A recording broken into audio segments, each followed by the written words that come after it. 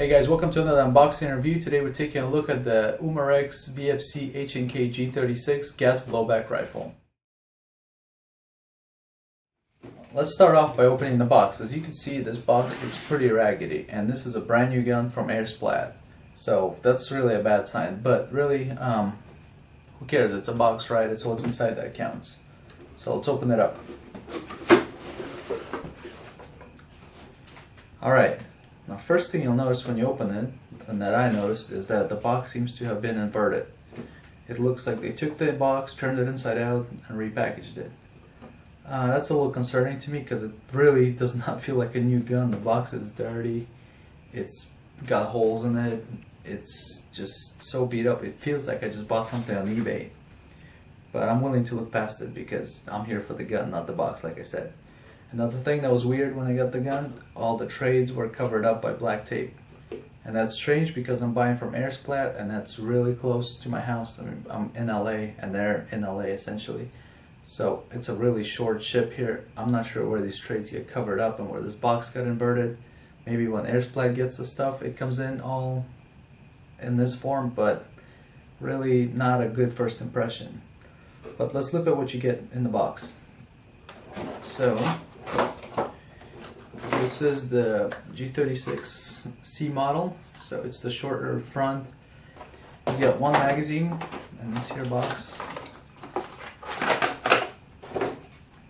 and you also get a speed loader and this adapter to feed the BBs into the magazine, because it's unlike an electric gun. It's not just a hole you just push into, it's more like a lip, more like a real gun actually. And of course you get your instruction manual here in 4 languages, I believe, but it's pretty useless actually. It only describes the basics of the gun operation. If you've had any experience with a gas blowback or even an electric gun, you'll probably be able to figure it out. There's no breakdown, there's no disassembly, no maintenance, anything in here. It's just the basics. On to the gun. The gun is really well built. You pick it up and it feels solid. It is polymer upper and lower, but I believe the parts that count, like the bolt and the bolt carrier, anything that's going to go through a lot of abuse, is metal. But it is realistic because the real G36 is made out of polymer, so they're staying true to what this gun should look like and be built like. The magazine is very heavy.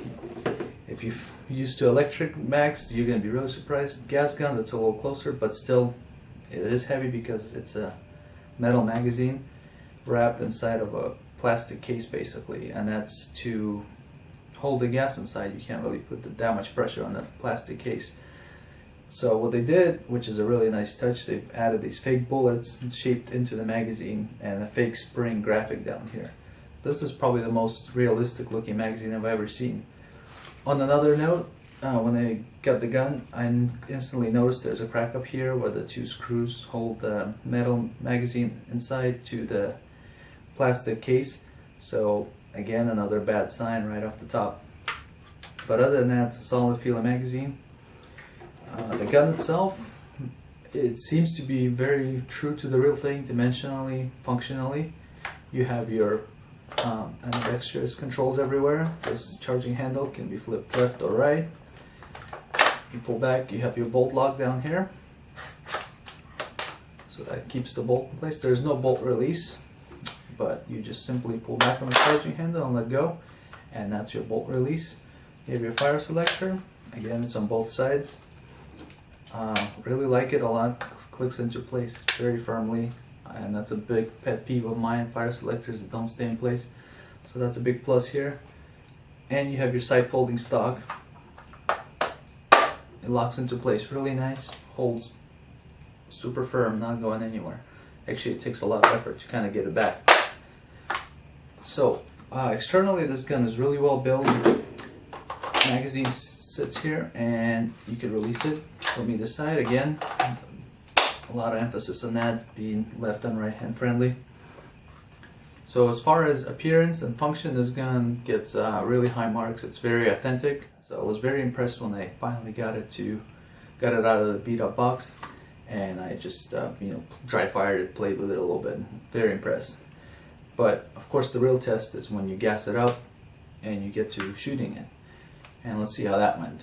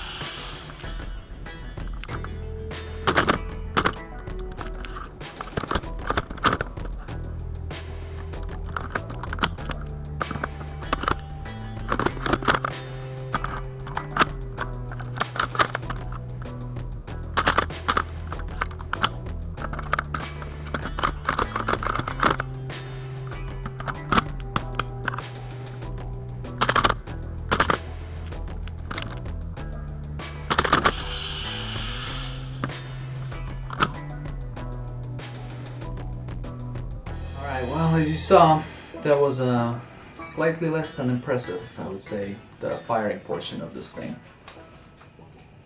In fact, this gun is terrible. It's a horrible gun to shoot. The magazine is leaky, even though it wasn't at first, but by the third or fourth full magazine it began leaking. I don't have enough words to describe how bad this gun is, and I have zero interest in this weapon at this point. I'm just doing a review mostly so you don't make the same mistake and buy this gun. It's a great wall piece, great collector's item, but don't think about using it in any games. Now I know I might have a lemon magazine here that I got the weird one in the batch that doesn't work, and the next one I would pick up would probably work just fine. Maybe that's true, but these magazines are $50 a pop, and if they tested this gun from wherever they sent it from, they would quickly realize that something's wrong with the magazine, with the gun. The gun itself actually came with a part of the bowl loose, and it fell through the mag well. But that just adds up to all the problems it had right off the bat. So, as you can see, the gun is horrible. It doesn't hold its gas. Sometimes it just dumps all the gas. Full auto is non-existent. Best you could do is semi-auto and maybe like 2-round bursts. You switch to full auto, this thing just goes haywire, dumps the gas, and it's basically unusable. Not much to talk about. I had a hard time even getting a chrono reading off of it. It was shooting like 250, 140. It was all over the place. So this gun is beautiful on the outside, horrible on the inside. Expensive magazines, and the FPS is really high when it does shoot. It's like 380 to 400. So it would have to be a field gun, and this thing on the field, forget it. Half the BBs just roll out of the barrel, or they lob and hit the ground. It's unusable in any setting. Best you could do is CQB, but again, it's shooting too hard for CQB, and I don't know why you'd want to deal with all these problems. There's the Wii Tech option, which I steered away from, thinking, oh, VFC, that's great. I have 3 VFC electric guns, which have been pretty good for the most part. A couple problems here and there, but not that crucial where I would think negatively of VFC. But this gun has just changed my mind about the VFC and the gas blowback line. I don't know if this is a sign of things to come, but I'm certainly staying away from that as much as possible. And unlike with an electric gun, where let's say you get your gun and maybe the magazine doesn't feed, well, you could swap the magazine, get like a PMag or something. Or the motors, we swap the motor. This is a gas gun, and most of the parts in here are proprietary. You can get another magazine. Only mag you can get is from VFC, and that seems to be junk. Any of the bowl parts or the air nozzles, some of that might be interchangeable, but it's very specific to the gun. So you're kind of stuck with buying more of the same junky parts that don't work on a brand new gun right out of the box. I wouldn't put my money in it. So I can't recommend this gun for anything other than a collector's item. It looks beautiful, but it functions horrible. My only advice here is just to stay away from the gun. I'm actually going to return the gun, and as you can tell by the wall behind me, I don't do a lot of returning, but I was just so frustrated and annoyed by this gun that I just can't wait to get rid of it and get an electric one that I could actually use somewhere, not just have a wall hanger. So, hope you guys found this horrible gun review, well, the review was okay, the gun is horrible, useful. Please subscribe, and I'll see you on the next one.